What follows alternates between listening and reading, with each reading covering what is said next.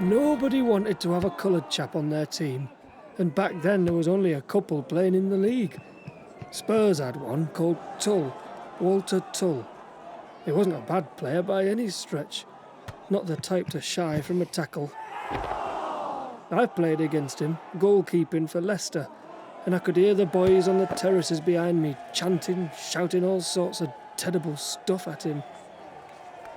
Then, after some terrific lot of abuse in a match against Bristol, all of them at Spurs said, "No more.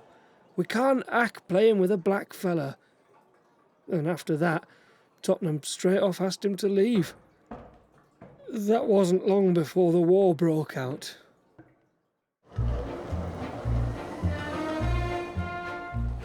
Everywhere you went, there were huge posters everywhere. Patriotic slogans, pictures showing German soldiers marching through Belgium with babies on bayonets, all to get you on side. You felt it a duty to join the team. The Pals battalions were very popular back then, and we'd had a letter about joining the footballers one for players and coaches, all joining up as one sort of regiment. We were already quite fit and sporty, and depending on who you were, mind, you'd get through the process without much of a hitch. You'd get some training then, a few physical jerks through Richmond Park, running and jumping. And that was that then. You were a soldier. And you were fired up for it, of course. You wanted to be that hero on the poster. We'd left late in the evening from Folkestone and on for Boulogne in France. We disembark and sort of amble our way out the troop boat, boys all joking, and the injured, the wounded ones, you would see them, and they were returning back in it, in the boat. You sort of crossed paths. Some were quite disfigured, but you didn't like to look. I felt terrible, really. But that realisation of it all then, it starts flooding right in, I tell you. You began as one of the fresh ones, lumbered in the back-line trenches, and you could see the action, but in the distance, like fireworks, just not very well regulated fireworks. And from the off I never took to the trenches, just crawling with French rats. Rats absolutely the size of cats, these things. Well, kittens. And they'd scamper over your sheet at night. That's when I found Walter, inevitably having some trouble fitting in, and we quite quickly formed a bond. I wasn't the cleverest with a rifle, and he was quite sharp. In times like that, you build up a sort of comradeship, and you couldn't be so fussy as to who it was. You had to have a pal to get you through it.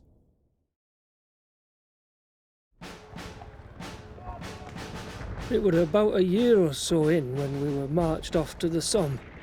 A hellish place where you were soon rotated up to the front lines. Over the parapet you'd see the dirt from the sandbags dancing up and down, and the noise was like 100 trains over the top of your head all at once. We'd gone 3 months without a break, and 9 days on the front line. You were on edge. Your nerves were shot if your body wasn't. And it had got to Walter. Bit by bit, he was going to pieces.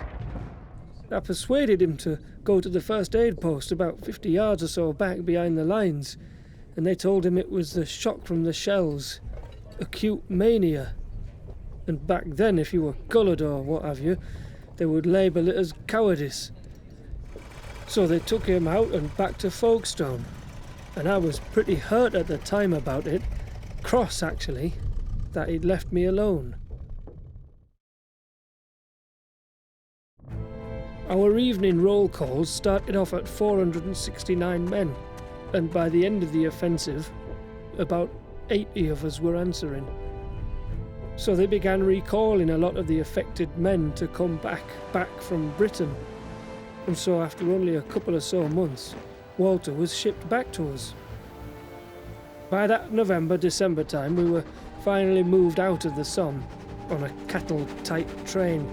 8 horses and 40 of us, off to northern Italy. Our major, Sid Lawford, was asking around to form a small team, one to cross the Piave River and raid the German lines secretly at night. But blow me, Walter volunteered. It was wide, if not wider than the Thames, and lined with lookouts. We were chancing our arm all the way, wading bare-chested, smothered in whale oil we were, and stumbling in the dark, through the river and over to find where the Germans were positioned. Walter led a team of 26 that night, like ducklings behind him, and everyone trusted him with their lives. And by some miracle, not one of us came back with a scratch. It said in the officer's guide, no one to be promoted who's not of European descent. No black man should be in a position of command. But by January time, Walter had led a good handful of these quite hairy missions, and so they broke the rules for him and made him then an officer, our officer.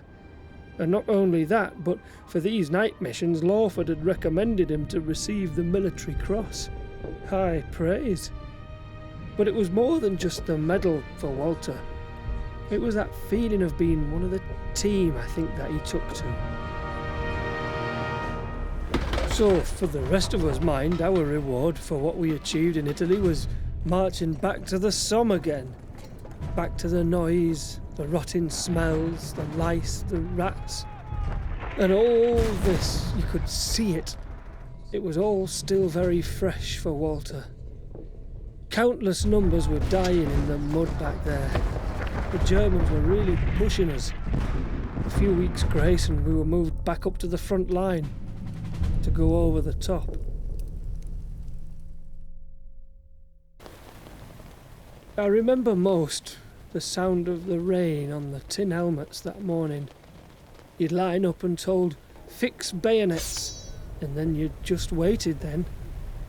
Waited for the whistles going down the line, just like back on the football pitch. I followed Walter up and we ambled forward through the mud and the bullets started to whiz past you. You were running towards the guns that were shooting at you. Fratton on my side got hit straight through the thigh.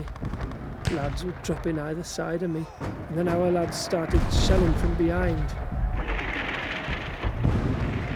But then we hear this, fall back chaps, get back. And I spot Walter ahead of me. Not having any of it, kept heading forward, and I'm calling out, we can fall back. Top of my lungs shouting at him.